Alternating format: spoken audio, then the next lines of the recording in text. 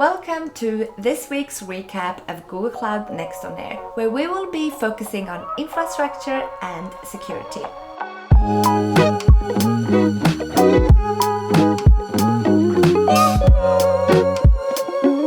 I'm Jala Sanar, and today I'll be recapping 2 sessions from week 3.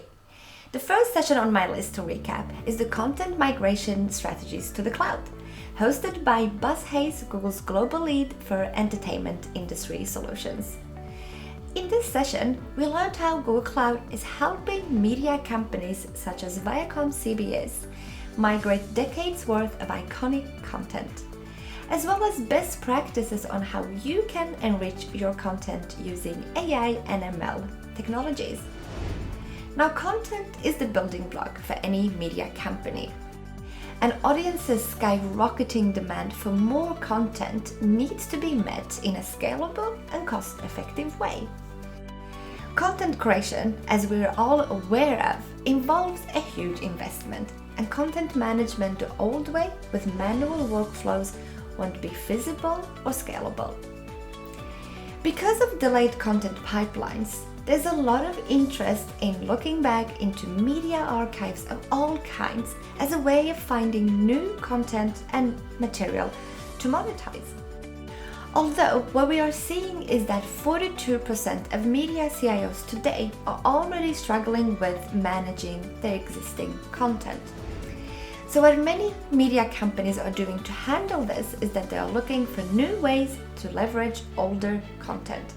And that's where Google plays in, as one of their missions is to make the world's information and data more universally accessible and purposeful. So in a recent project with the New York Times, Google helped them to do exactly that with their data.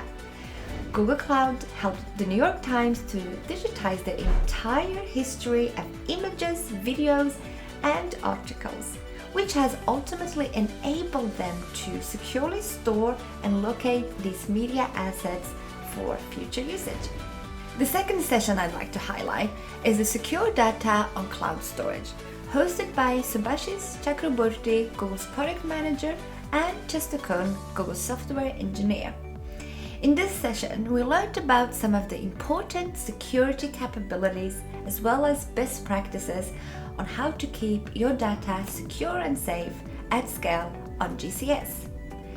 GCS, or Google Cloud Storage, is simply Google Cloud's storage product.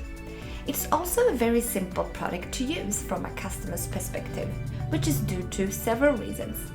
But the 2 most important reasons are: first is that it offers a consistent API across all different storage classes, and the second is that it offers a uniform online latency characteristics across all these different classes.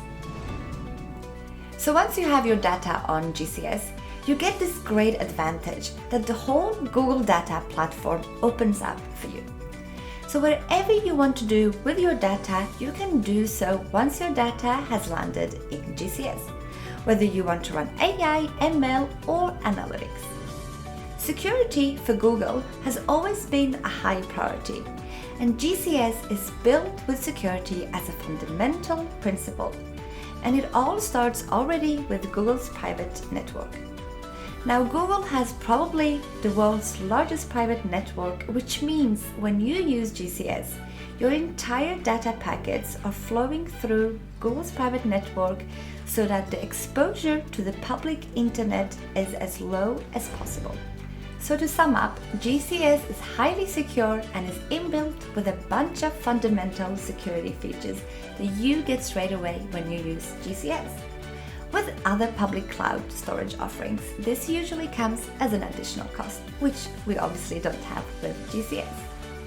So with that said, I hope you have enjoyed this week's recap, and I look forward to seeing you next week, where we will be focusing on data analytics, data management, databases, and cloud AI.